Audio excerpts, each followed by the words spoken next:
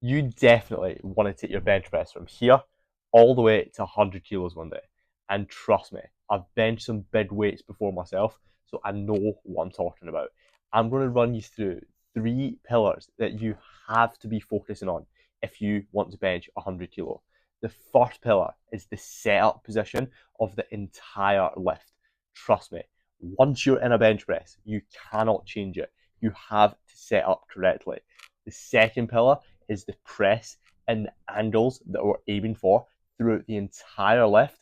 And the third is actually the overall programming and the principles behind it. If you're ready to take your bench press to 100 kilo, make sure you hit subscribe and let's jump straight into it. The first pillar that we're going to look at is the setup position. Now, trust me, this is the foundation of your entire bench press. If you can't get the setup position right, the whole lift is just going to look shit. You're not going to be tight, you're not going to be stable, and you're not going to be able to progress in the long term. So instead of lying like a pancake like this and having no power, no drive from your legs, and no tightness in your back, I want you to focus on these key steps instead.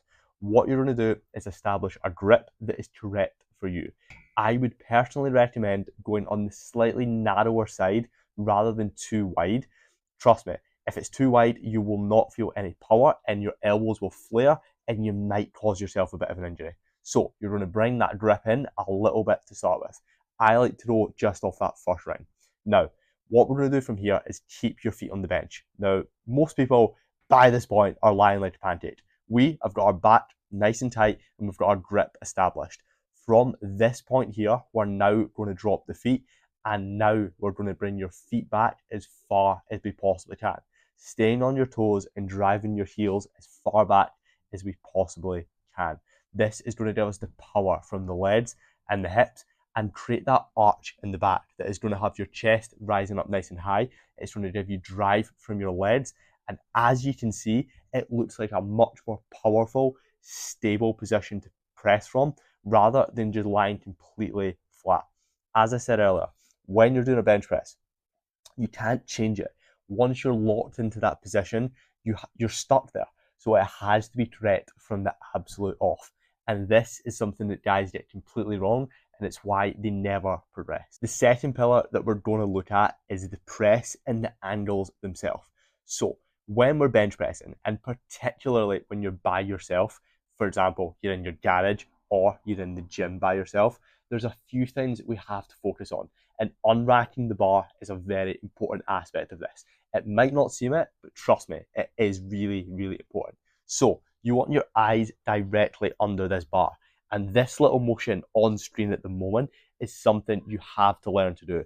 Is have your eyes under the bar and learn how to shoot your weight up and back so you can get momentum to lift a heavy weight out of the rack.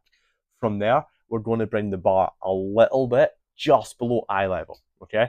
From here, in terms of the angles, I'm thinking about keeping my elbows in and tucking them down as we press. Now, one extremely important thing when you bench press is the bar does not go in a straight line. If you were to bring that bar down right now, it's more like a guillotine press and it's a different exercise altogether. If you were to bring that bar straight down with a heavy weight, you're going to cause yourself a severe injury. So what we have to focus on is bringing the bar to your bottom of your chest, aka your sternum, if you want to go into physiological talk. So the bar is traveling from just below your eyes to the bottom of your chest, and then it's traveling up and back towards it, okay? As you can see in this video here, when you actually look at a bench press in a straight line, it looks pretty fucking stupid. When you look at it on a horizontal line, it looks like a much more stable and a much stronger position to press from. Trust me, if you've not got this angle correct and you're not pressing effectively, and if you're not taking the bar out the rack properly, you are not going to progress any further with this whatsoever. And the third pillar that we're looking at, if you want to blow your bench press from 0 to 100 kilos, is the overall programming and how we approach this. Now, there are so many variations of bench press, and there are for every single exercise, but I feel there's a lot with bench press. We can do pause bench press, we can do close grip bench press, we could do close grip pause bench press. You see how there's so many things we could do. Or things like Larsen press or 3/4 pause bench. There are so many different things, right? What we have to focus on is integrating these different principles around your programming to get you to where you want to be. Now, bench press and upper body pressing movements they respond very well to high frequency. For example, if you were to do, you could bench press 4 times a week. If you periodized it properly through your program, you could bench press 4 times a week and see amazing results. If you were to try and deadlift or squat 4 times a week, good luck. You would be in absolute pieces. It's too much fatigue. Bench press responds very, very well. So I would definitely recommend having a close grip variation in your programming. As I said at the start, I'm actually a fan of bringing your grip in anyway and biasing close grip because it'll get a bit more tricep and it's a safer position to actually bench from. But the other side is that it just builds more power and it increases the range of motion. So if you do go a little bit wider, you're stronger through that range anyway. The next part would be pause bench press. Now, you've probably seen this in gyms before, is when guys just bring it down and completely bounce it off their chest. This is not real strength, and this is just using momentum to get you through it. One of the most important things you can possibly do is pause bench because it builds that explosive power straight out of the hardest position of the lift. And then if you do decide to do a touch and go rep, it feels extremely easy compared to doing a pause rep.